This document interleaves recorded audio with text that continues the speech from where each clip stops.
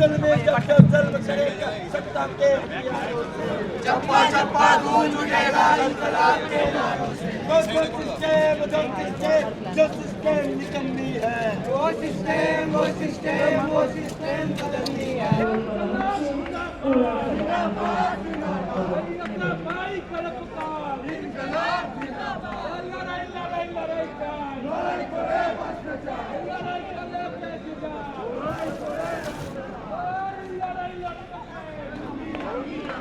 हम लड़ चलेंगे ये हक हमारी यूनियन, ये प्यारी प्यारी ये जान से प्यारी हम लड़ चलेंगे। ইউনিয়ন ইলেকশন থাকলে তো আমরা সব কিছু যে কাজ করে যে এর বিরুদ্ধে তো আমি যে কথা আইসিসি ইলেকশন ইউনিয়ন ইলেকশন অনেক দরকার আমাদের। যাদবপুর বিশ্ববিদ্যালয়ে 64তম সমাবর্তন, তাও নির্বিঘ্নে নয়। যাদবপুর বিশ্ববিদ্যালয়ের আচার্য তথা রাজ্যপাল সিভি আনন্দ বোস এই সমাবর্তন অনুষ্ঠানে যোগ দেওয়ার জন্য বিশ্ববিদ্যালয় প্রাঙ্গণে আসতেই এসএফআই এর পড়ুয়ারা তারা বিক্ষোভ দেখাতে শুরু করলেন, পতাকা নিয়ে স্লোগানিং করতে শুরু করলেন। তাদের একাধিক দাবি রয়েছে, যেমন বিশ্ববিদ্যালয়ের ফান্ড কার্ড, যেমন ছাত্র সংসদ নির্বাচন, যেমন বিশ্ববিদ্যালয়ের পরিকাঠামো উন্নয়ন এবং স্থায়ী পদ।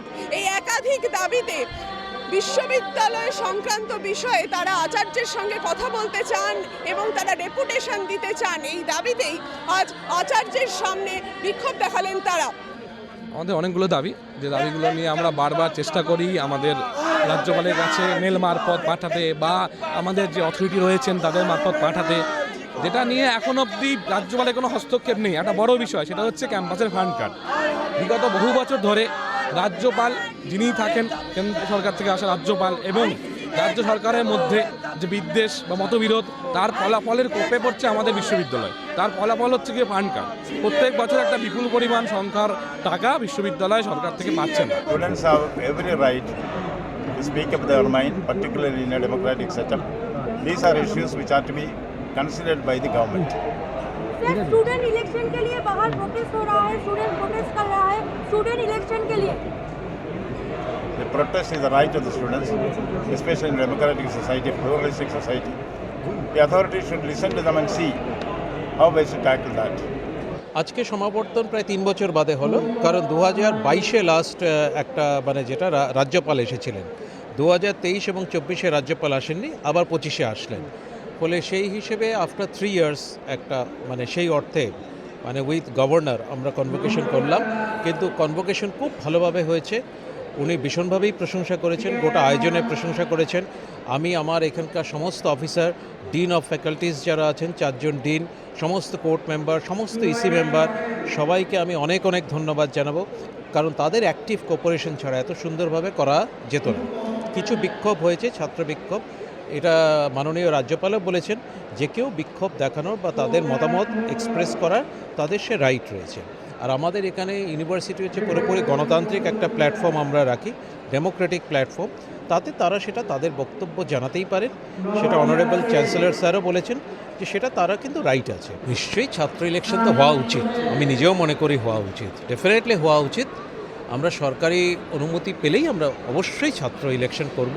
আইসিসিতে ছাত্র প্রতিনিধি নির্বাচনের যেটা ইস্যুটা ছিল সেটা আমরা অলরেডি সমর্থন করছি এবং তার প্রক্রিয়া শুরুও হয়ে গেছে। রিসার্চ স্কলার ইলেকশন হয়ে গেছে, আইসিসিতে ছাত্র নির্বাচন মানে যেটা পিএইচডি, এবার ইউজি এবং পিজিও হবে। যাদবপুর বিশ্ববিদ্যালয়ের সামনে আচার্য তিনি এসএফআই এর 2 জন প্রতিনিধিকে ডেকে নেন এবং ডেপুটেশন জমা নেন এবং তারা আশ্বস্ত করেন তাদেরকে।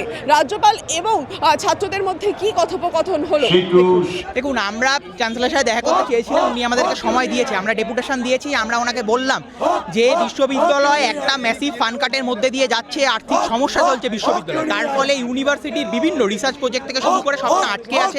উনি এই বিষয়ে শুনলেন। এছাড়া আমাদের যে মেন বক্তব্য ছিল ছাত্র সংসদ নির্বাচন দীর্ঘদিন ধরে হচ্ছে না, এমনকি উনি এটাও জিজ্ঞেস করলেন যে ছাত্র সংসদ নির্বাচন কেন হচ্ছে না। সেই জায়গা থেকে আমরা বলেছি রাজ্য সরকারের এই কোনো সদুত্তর না, রাজ্য সরকার কোনো ইনিশিয়েটিভ নিচ্ছে না ছাত্র সংসদ নির্বাচন করানোর জন্য।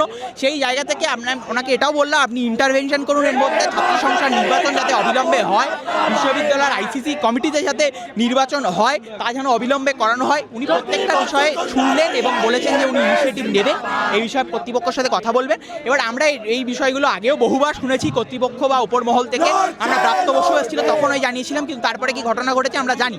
এরপরেও যদি এই বিষয়গুলো না ঘটে তাহলে আমরা ফার্দার মুভমেন্টে যাব, বা ভবিষ্যতে আবার ওনার কাছে যদি আমাদের যাওয়ার দরকার হয় তাহলে আমরা সেই পথে এগোবো। আজকে চ্যান্সেলরের সাথে কথা বলে কি স্যাটিসফাইড? আমরা এইটুকু অন্য সময় আমরা চ্যান্সেলরকে পাই না, আমরা বহু কিছু মেল মারফত জানাতে চাইলেও সেটা পাই না, কিন্তু আজকে আমরা এইটুকু জানাতে পেরেছি এবং আমাদের ডেপুটেশন দিতে পেরেছি, সেই বিষয়ে আমরা খুশি। কিন্তু যদি এই বিষয়গুলি আবার পরবর্তীকালে না হয় আমাদের আন্দোলনের জায়গা থেকে আমরা আবার লড়ব।